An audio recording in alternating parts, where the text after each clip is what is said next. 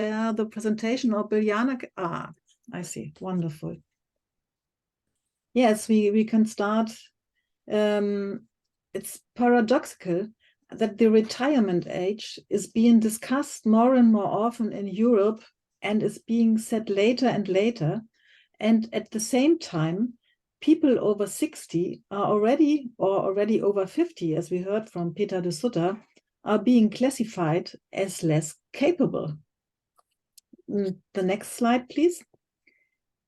Age limits are a crucial problem here because age is not linked to a certain number of years, as we heard. We age individually.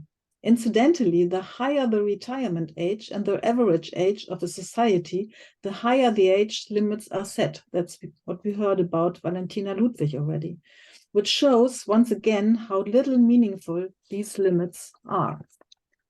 And in Germany, there is a rather arbitrary approach. Lawyers and doctors have no age limit. They can work as long as they want. Notaries do. A federal president has to be at least 40 years old, but there is no lower age limit for the federal chancellery. And for both, there is no upper age limit. I personally know a female lawyer who moderates the German senior citizens' days, and they are really big, in the age of 90, sovereignly. Dr. Heidrun Mollenkopf, you can see her on the picture. She is 83 and she represents the Federal Association of Senior Citizens organizations on their meetings in New York. Democrat Nancy Pelosi, on the picture, took over as Speaker on the House of Representatives at 78. I still remember the beautiful scene when she stood behind Trump and demonstratively tore up the manuscript of his State of the Union address. Probably the oldest yoga teacher in Germany is Elke Funk with 93. You can see her also on the picture. And don't forget Mick Jagger on stage. Next slide, please. In Germany, one can only become a lay judge up to age of 70. Many older people find this unfair. In 2009, Professor Dr. Gerhard Igel was commissioned by the Federal Ministry of Family Affairs to prepare a comprehensive report on age limits and social participation. He came to the conclusion that an age limit is not needed at all. The reason? The law says already that a person who does not appear to be suitable in terms of health cannot be appointed. That was 14 years ago, and we still have the age limit for lay judges. And next, please. The General Equal Treatment Act, paragraph 10, provides that termination of employment is automatic upon retirement. This should be changed. Those who want to continue working should be allowed to do so, voluntarily, of course, if he or she feels able to do so. This happens very often in the liberal professions, for example, for doctors, artists, entrepreneurs. The government is planning an amendment to the General Equal Treatment, and we think it needs to be tightened up in terms of age discrimination. And next, please. Petra de Sutter talked about ageism in Hollywood. A research project at Goethe University in Frankfurt is now investigating the phenomenon of aging out and establishing a whole new discipline in film studies.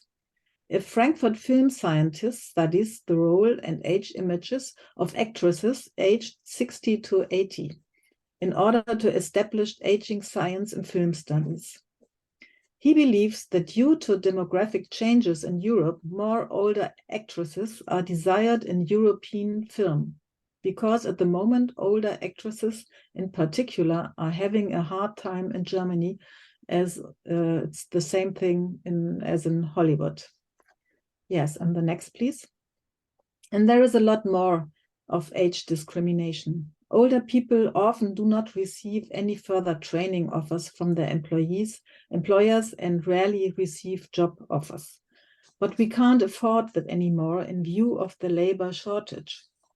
There should be part-time offers for all those who want to work longer. After all, there are enough studies that show that age-mixed, diverse teams work particularly effectively. So we demand lifelong learning. Car insurance becomes more expensive at 65. Why?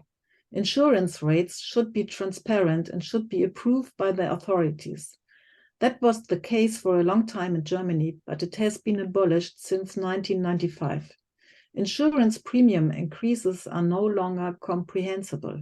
For example, 75-year-old pay on average almost 50% more than people aged 55 for the same damage class, and for 80-year-olds it's even 100%.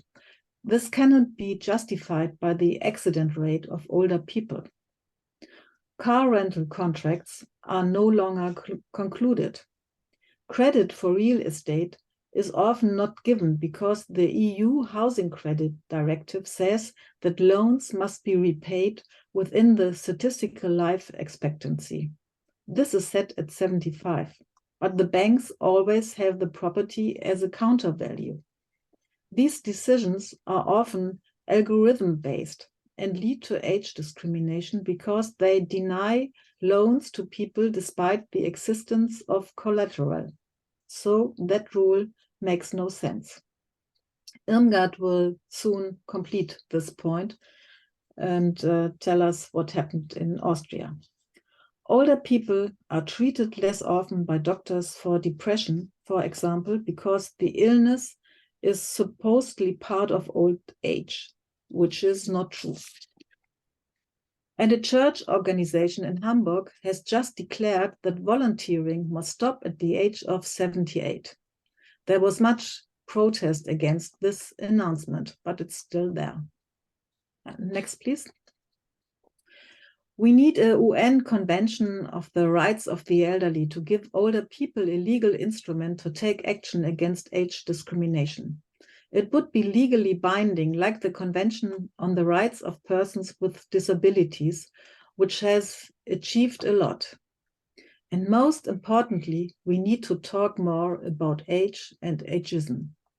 And it is a good idea to become a member in the network of age-friendly cities and communities of the World Health Organization.